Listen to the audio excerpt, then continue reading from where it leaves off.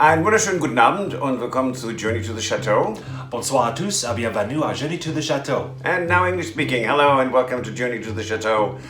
Today, we have been asked many times, so we are actually doing a Q&A. So, good luck to us.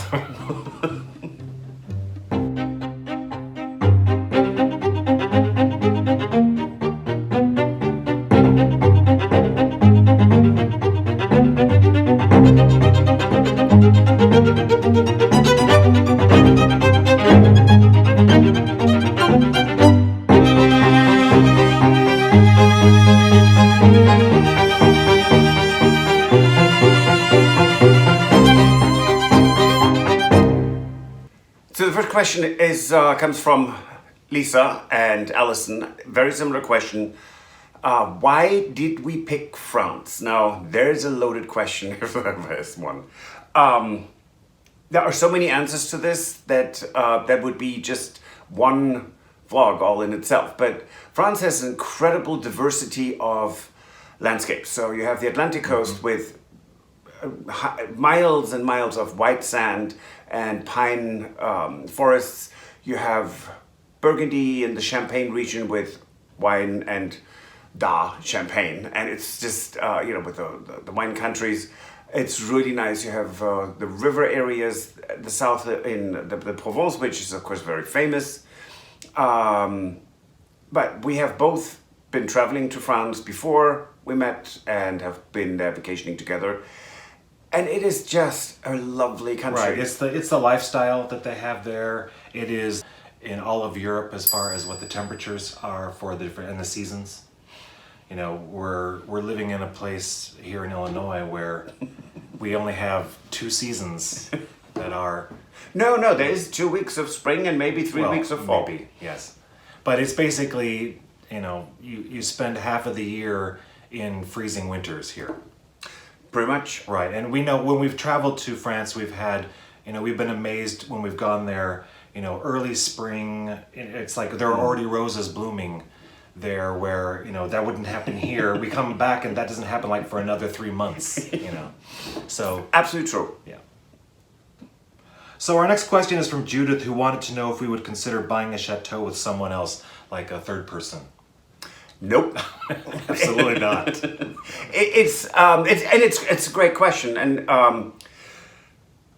we're lucky that we don't have extremely varying tastes or issues. So we might talk about any kind of subject and come to a really easy conclusion. If the moment you have a third person in there, that could become very difficult. So. Yeah. And we don't need to, right? We're not needing somebody to come in as a third person either. So right. So next question is from Eric, and he wanted to know if we would consider buying a chateau that already is structurally renovated.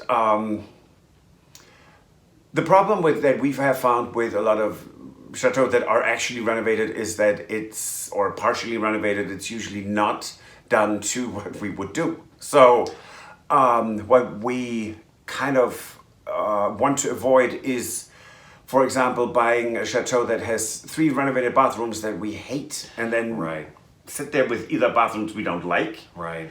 Or take out perfectly new tiles, which also then is kind of painful and not helping with sustainability. So we rather have it not. So, or to go back to your question, it is part of the thrill to actually do all that work for ourselves. Right.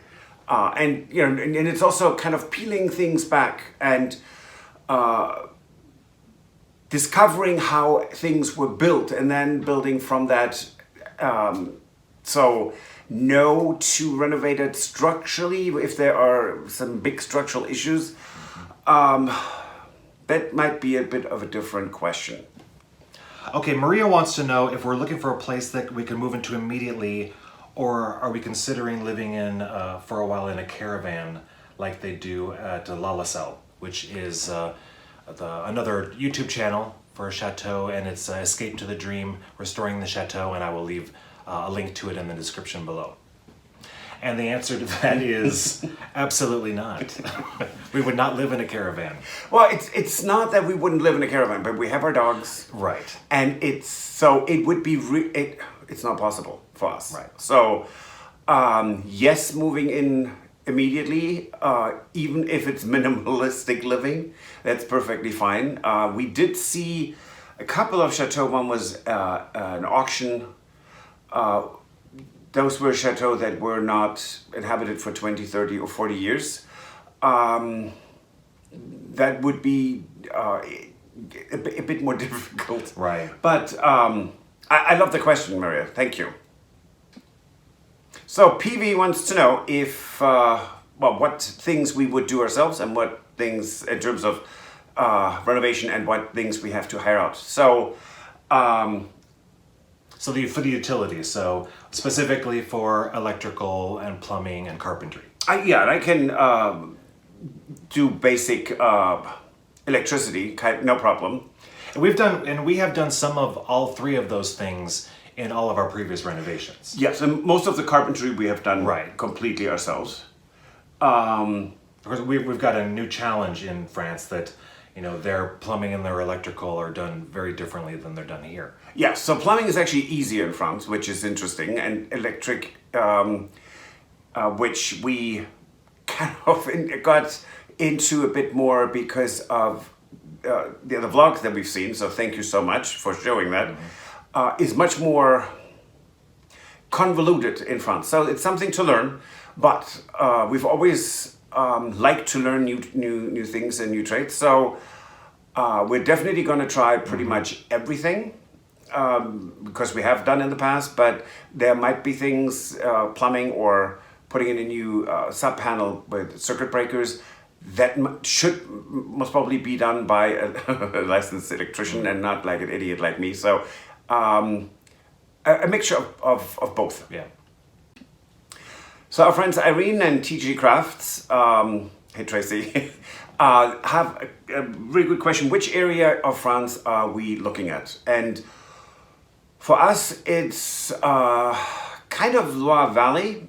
And then basically if you take this, if you look at France, and it's the belt area. So the Centre region, Centre et Cher, and it all comes down to climate. Right. In the Far East, beautiful restaurants and the foothills of the Alps, lots of snow, and we have had that for, Stuart for almost his entire life, Right. I for 22 years. So this is very moderate. The north parts of Normandy and Brittany can have a lot of rain and a lot of storms, and in the south it's just extremely hot. So that's why we're looking where we're looking. But having said all that, we also love all these regions because they each have their charm and they're really, really beautiful. But for living in a climate, we want seasons, but we don't need extreme winters and extreme summers, which we had here. Another question that we had from TG Crafts as well as from Denise was whether or not we were just wanting to get our chateau as a home or if we were wanting to have it as a business. It's a great question. Mm-hmm. And I would say it's going to be a business. We pretty much had decided from the beginning, we both sort of had decided we're too young to retire. Yes. So we need to actually have an income when we go to France. Too poor to retire. So Oh, that, yes. Yeah. So it definitely needs to be a business. yes, and it's a whole different legal structure in France. So it's for many reasons it might be actually for us quite advantageous to have it as a business. Nancy has a loaded question. What if we sell our house before we find a chateau? Okay.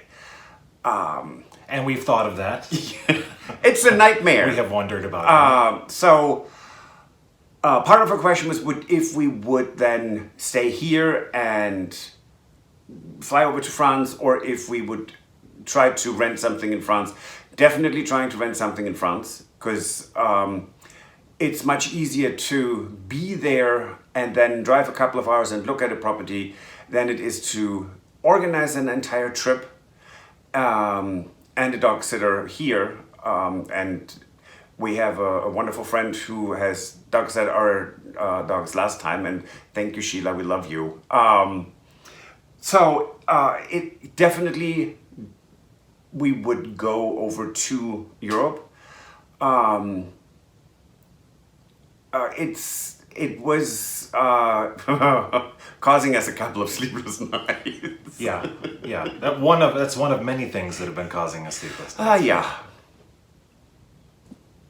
So Nancy also asked us what we are planning to do with our current modern contemporary furniture in our home, or if we are going to be taking that to France. Well, it's kind of a split answer. Yeah, it's sort of, we're going to do both. Yes. Right. There are pieces that are just nice. No, we are looking for outbuildings, so no, we're looking for a chateau with outbuilding. Yeah. And our intention was always to have maybe 2 or 3 gîtes. Right. So we have really nice seating furniture, sofas that we can definitely put in a gîte, but we wouldn't put them necessarily in a chateau. Right. So that's so we will take some of them, but most furniture that we take is period furniture. So we had a follow-up question for this from Susan, who wanted to know if we're going to sell up everything and move to France permanently, and the answer to that is yes, absolutely. So yeah, we're not planning on leaving property here unsold, or we're planning on basically whatever we have, we are taking it with us and we are going to France. Everything that we don't sell we're taking, and we have already decided where certain pieces of furniture go to friends and family. So there is a whole distribution line going on eventually, and we did already sell some of our electronic devices, so stand mixers, right. None of which we can take to France because of the different voltage. Right. So yeah, so it's permanent. So the Susan with the previous question and a new Susan both wanted to know how we're dealing and what we have to deal with as far as the legal paperwork and the visas in France. And as you heard, our dogs have an opinion on that too. So yes, I am a German citizen, so I am a member of, or I have a passport, German passport. Right. That's the Schengen territory or the European Union, and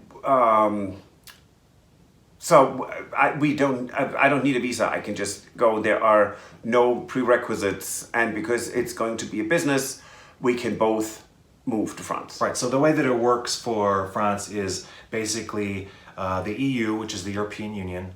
If you are a member, both Germany and France are both part of the EU. And so basically, Patrick can go to France. He can work or go to school or do whatever he was without even getting any kind of a visa. He's basically, that's all part of the EU. Right, and you have a requirement to register with the government that you are there. And after 3 months of living in France, you have the you will become basically eligible to use their.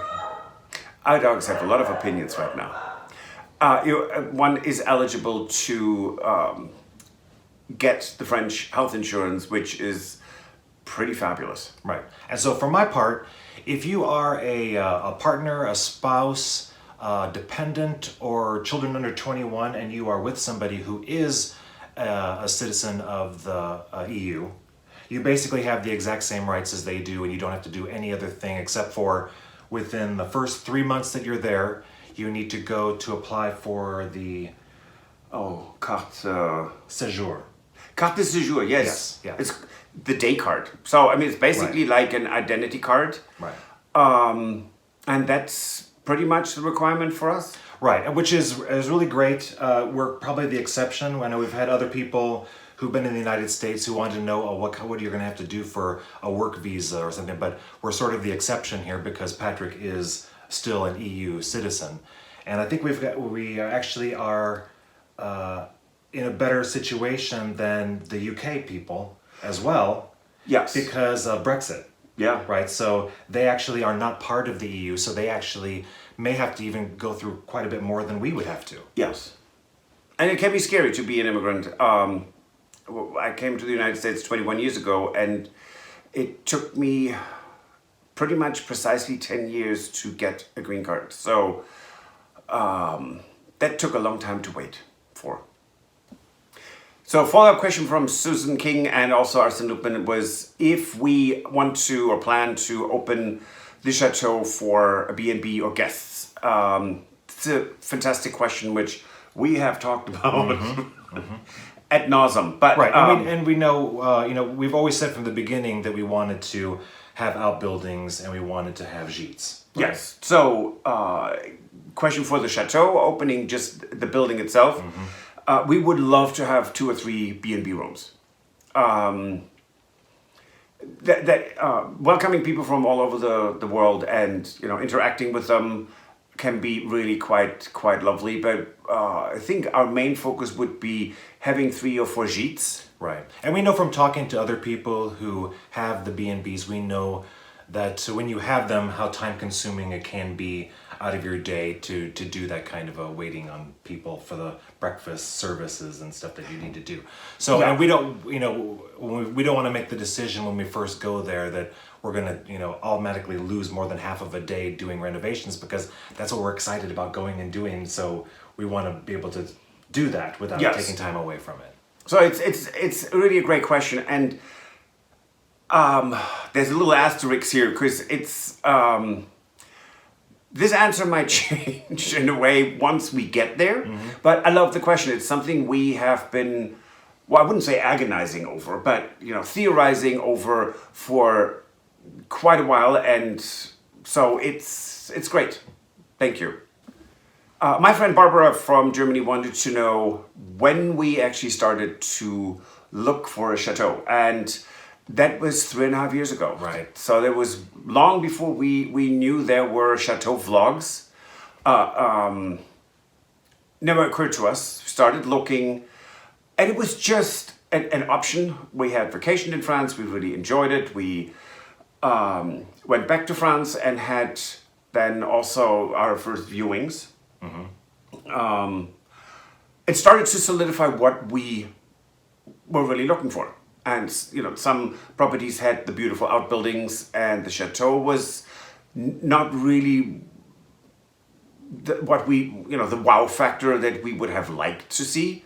And others, we had chateaus that were really quite remarkable without any outbuildings. And then what to do with the dogs? I mean, not that dogs, they will be in the chateau, but still during the day, our dogs have 1.5 acres where they can run all day long, so they're used to a lot of space and can't take that away from them. So it's 3.5 years. It's a long time, isn't it? Yeah, it is. It feels really endless. Long enough. Yeah.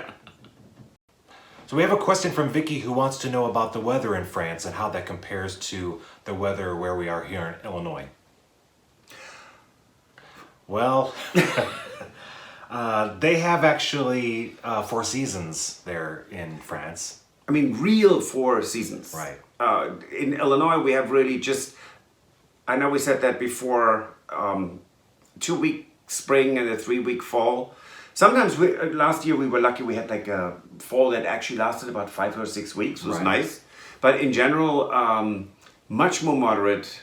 These extreme temperature changes, so going from Celsius minus 25 in the winter to up to over 40 degrees Celsius in the summer, that's just too much. Yeah. And that is so now don't nail me on that, hold me to this, but it is about minus 25 to 100 and oh God, what did we have that one year? 103, 104 in the summer in Fahrenheit or imperial. So it's a huge spread that we have in terms of temperature here, and Right. we don't have that as much in France. So Vicky also wanted to know if when we have our chateau, if there would be rooms that we wouldn't use as it was originally intended for the time period of the chateau. I think the answer to that is basically, definitely, hopefully, yes. We hope we have enough bedrooms that we can convert one, well, convert, there's no conversion, but that we can use one as an atelier. So for sewing curtains, that Stuart, I can lock Stuart in there until he has made a nice twirl design. It won't come out before that, right? There might also be an area that we would convert. You know, we need a dog room. Our dogs are not, well, we wouldn't put them in a barn. Right, we need something that would be more of like a family room for us, you know, where we can actually, you know, have a television, have the dogs in for the evening, you know, so, you know, we wouldn't want to have that in a room that's got some very nice, expensive period furniture in it, right? So we definitely would want some rooms for ourselves. So Angela has a multi-part question, and the first part of her question is, what is our favorite place in France? So for me, that would be the Loire Valley, and south of the Loire Valley is the Royal Abbey of Fontevraud. That is where Eleanor of Aquitaine and her favorite son, Richard the Lionhearted, are buried. And it is an old abbey that is so breathtakingly beautiful in its simplicity. I have never tired of visiting it and just enjoying the beauty. Right, and I think if we are going to specifically talk about a chateau to visit, I think I would choose a Viandry as my favorite place to go to visit for the gardens and for the chateau.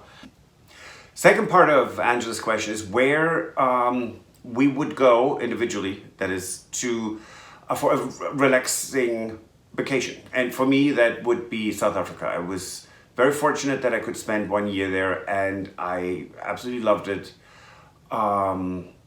That would be great to go back there and spend 2 weeks in, you know, as a photo safari and on the beach, partially, and go to the wine country. Not that, you know, living in France there's enough wine, but it's fantastic. I love South Africa. Yeah, and I think for me, for being relaxing would be, you know, just to actually be established in France and be able to travel to different countries in Europe, which is something that I haven't done very much of. I haven't been to the majority of countries in Europe. So, Well, and it's living in the United States.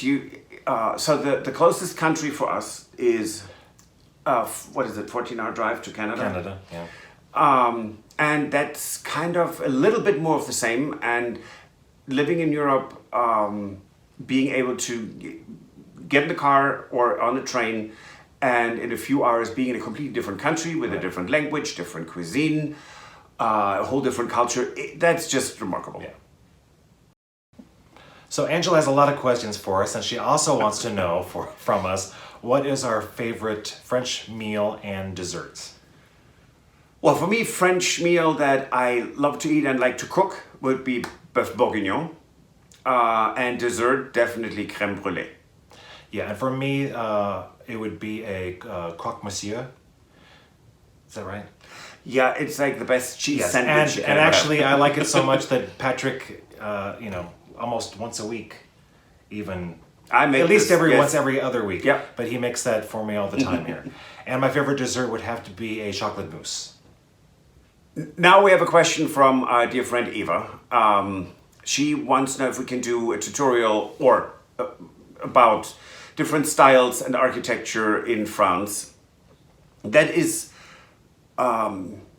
it's a fantastic idea, and we're talking about actually doing a whole vlog about different styles and having the whole, well, what goes with it. For me, that's one thing. That's one way that I learned something, is by doing this kind of a thing. In, you know, and I find it helpful and probably other people do, if once I learn it, and then I'm able to share it with other people who might find it interesting, and that helps me retain the information as well.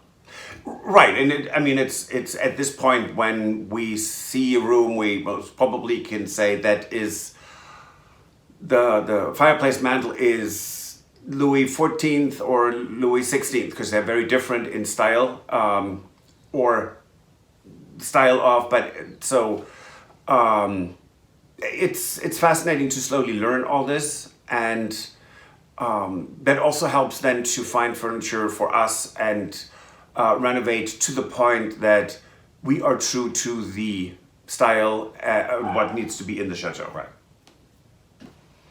Darling Jeje has a question from the Netherlands, and she wanted to know what our backgrounds were and if we had if that prepared us with skills for a chateau. Short answer, no. We're not, kind of, not from our education, we're not prepared. I have 3 finance degrees, more or less useful. But it does help me run a business. And I was fortunate enough to have a father who made me learn crafts and how to work with wood. And as a child, trust me, I did not particularly appreciate it. But today I do. So thanks, Dad. Yeah, and I've had 3 jobs over 28 years as a graphic designer. I have a university degree in graphic design and fine arts. And so I've worked all that time doing that. I would say that some of that probably will help us as far as marketing might go, advertising. I've done website design and all that kind of thing. So that'll help us in some way. As far as our other experiences, I think that's mainly been what we've done with renovations. Right, we've done our own renovations. Yes. It's not specifically things related to our career, but more of like our hobbies have been things that have helped us to what we can do to help with the chateau. Yeah, and I think we are in general very practical, and it's one of those things that the 2 of us worked for everything we have. So it's we don't come from trust funds, but we come from very loving parents both. So that is a huge plus, I think, or I know, thanks. Good Lord, I have no idea what I was going with this now. But we have this, we both are very handy and have the abilities to basically tackle anything. And if we don't know how to tackle something, we'll figure it out. Right. We're kind of like tenacious little terriers, like these ankle biters who just bite and they won't let go. That's us in that regard. So we will figure it out. And if we don't know something, we'll look it up. Mm-hmm. So this question is from the Sassy 1962. That's a very interesting handle. I love that name. And this is a multiple choice question for us, so I'm going to have to read it to you. I apologize. If you could pick one outbuilding that is dear to your heart, not on a practical pocketbook, for your chateau, would you choose to find A, a regal stable with room for horses, carriages, and a chandelier; B, a quaint boathouse situated on a stunning lake; C, a chapel with period hand-printed walls; or D, a sparkling glass orangery filled with edible fruits and flowers? I actually love all 4 of them, but for me it would be the stable with a carriage in there, horses, and I just love the thought of having a big chandelier in there. That would be something, yes, pocketbook, not thinking about anything there. I would love that. For me, I would definitely pick the sparkling glass orangery because that sounds beautiful. It does. It's I think we both like actually all 4 of them. Right, and you know the thing about the plants and the flowers is, you know, I really like doing gardening here, and it's kind of been so disappointing year after year to put so much effort into having flowers that, you know, even things that, you know, we have our own climate zone. We're in zones for planting here, and even things that we get that are supposed to be for our zones, they don't survive here. So we went through so many plants that you know, Japanese maples that we've had for some for 5-6 years. and then they're gone. And anything that we have that should be coming back, roses, they die down to the ground every year. It's, Yeah. so, having something that's like an orangery would be lovely to have something where you have plants and flowers and fruit trees that are going to be around year long. It does sound really beautiful. So that concludes our Q&A. We want to thank everyone for their very thoughtful questions. We're very happy to have so many people who are supportive of our channel. Yes, thank you. It was actually a lot of those questions started us discussing things again. So very, very helpful actually. So thank you very much. Now be safe and no more winter storms. See you next time. Thanks. Au Bye. revoir. If you enjoyed this video, please use the like feature to let us know. Also, don't forget to subscribe to our Journey to the Chateau YouTube channel if you would like to see more. Once you've subscribed, you can tap the notification bell in order to ring it, which will allow you to receive all notifications from our channel. Thank you.